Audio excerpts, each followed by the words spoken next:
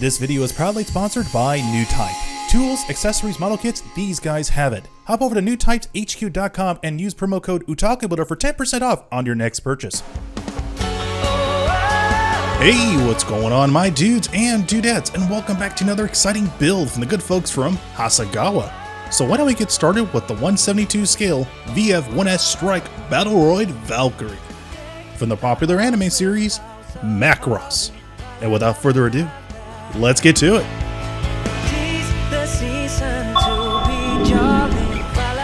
Hello and welcome back, my dudes and dudettes, to another unique build from the good folks from Hasegawa. And if this is your first time to this YouTube channel, welcome. So we are literally boiling down to the last two model kits of 2020. I originally was going to tackle one more, but I figured, why not sneak in one more model kit before the end of December. So before we get into those two kits, we're going to be focusing on the VS1 Strike Battroid Valkyrie.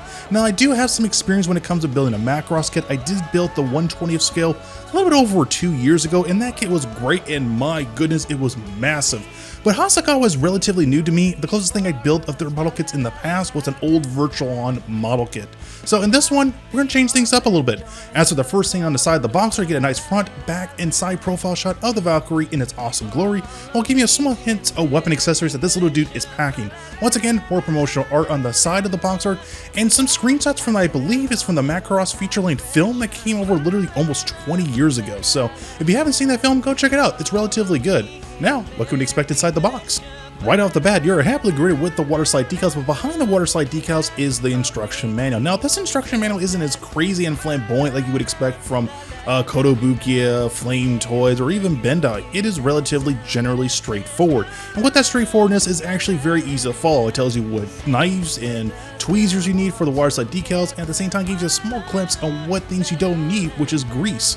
You know, because there's certain ball joint areas that you would think they would need greaser, but they don't relatively need it at all. So it's nice that it gives you a heads up on what you need to make this model kit completed. But speaking of completion, the one thing you're going to generally need for this model kit is super glue, because these pieces are relatively small, they fall out very easily, and at the same time, you want to make the nice and snug connection to make sure everything doesn't fall apart. And behind the instruction manual gives you a complete guide on how to apply the water slide decals on this really small model kit. Now, I know you're asking yourself, this is a little bit too much for something that's a 172 scale model kit. Way too much detail, I don't think I can handle it. I'm here to tell you right now, it's not that difficult. Probably by far the most challenging part is going to be putting on all these water slide decals, which is a lot, but this is probably by far the crowning jewel of this model kit, because it gives you options to either rock out with the classic box art or try something relatively different, which is what I'm going to do. Now for the runners, this is where things get kind of interesting. You get the classic white runners, a handful of clear pieces, which are going to be for the visors and the shoulder blades, and a handful of other areas. One yellow piece, which is going to be for the front part of the actual mech's, I believe, torso, and then polycaps, and then the actual final runners behind it are these weird sea blue pieces for like the calves, and I believe like for the forearm areas, and then more white runners. That's pretty much it. It's relatively straightforward and at the same time not that difficult. The challenging part is actually understanding which areas are going to need to be custom painting. So if you're going to do this process, look up references online so that way you don't get confused.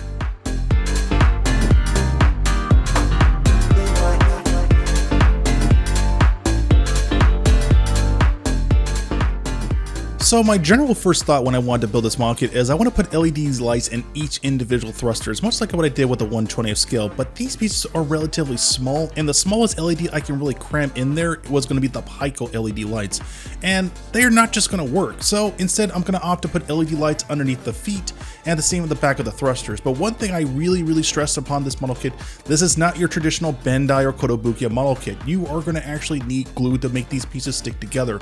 So before you do this, make sure you sand down all the pieces down and make sure that they're in the proper area. I would really recommend using Bob Smith Industry thick glue, and then use an accelerant to lock things up a little bit more faster. And then other than that, just have fun and have at it.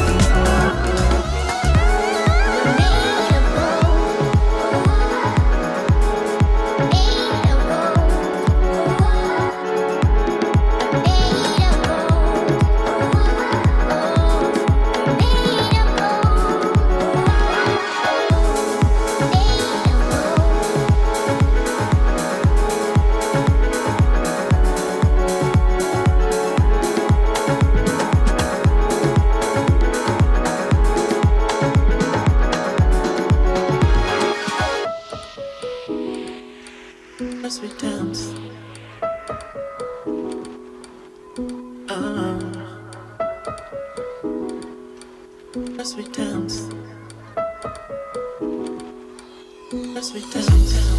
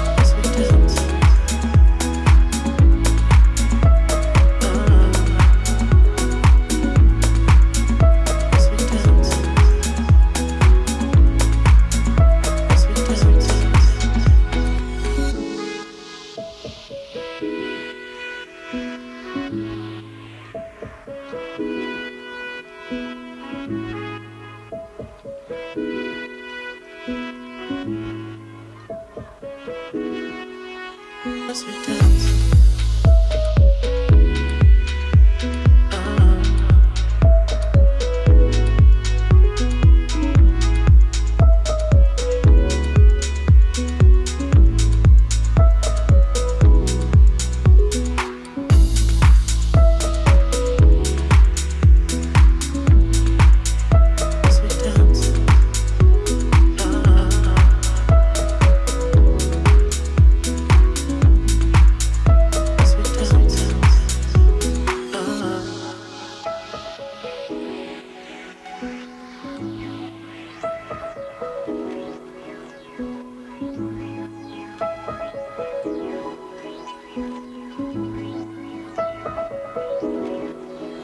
As we dance.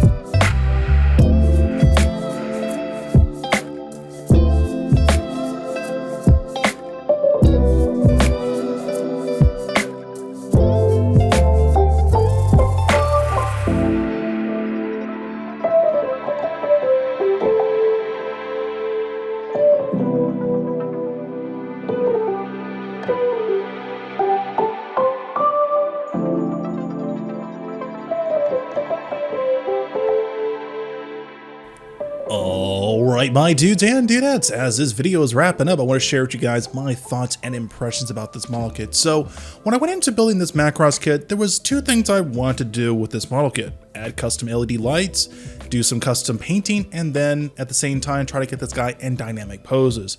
But probably by far the most stressful part about this model kit, it's one of those kits that definitely requires you to actually cover at the same time hide all these seam lines, because this kit is packed. I mean, packed to the brim of seam lines. So if you're just doing a straight build, just be mindful that if you don't really take the time to really sand down those areas and then do a nice flush finish, they're gonna really start to pop out. And at the same time, some people might find that a little bit annoying, and then there are those that just don't really care. For me, I'm a little bit in between, so it was really good to see that particular process and understand what I need to do next time when I build another Macross kit. But at the same time, it was nice to actually build a Macross kit that was in the Battroid form. Now, if there was one thing I would really stress upon this model kit is you can't really go crazy on doing crazy dynamic pose. It's not engineered for that. You can probably do something between like spreading the legs to the point where you can do like a nice dynamic squat, but not down to the point where it looks like something you would see from a classic Gundam. It's pretty limited with the ball joint area around the groin, which I have to say, it is relatively strong when it comes to something that has a very big backpack unit. That thing is very heavy and it's prone to tipping over, so I gotta give the engineers credit for doing their homework.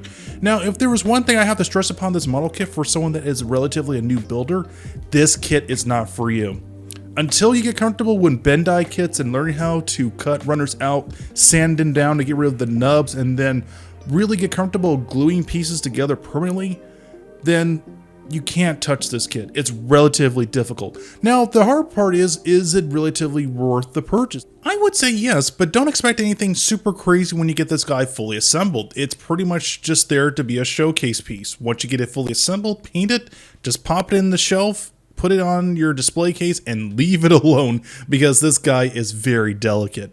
But it's still worth the purchase. And with that being said, thank you guys so much for watching this video. Thank you guys so much for likes, comments, and subscribes. And stay tuned, because we are finally down to the last two model kits of 2020. And I'll see you dudes and dudettes in the next couple of days.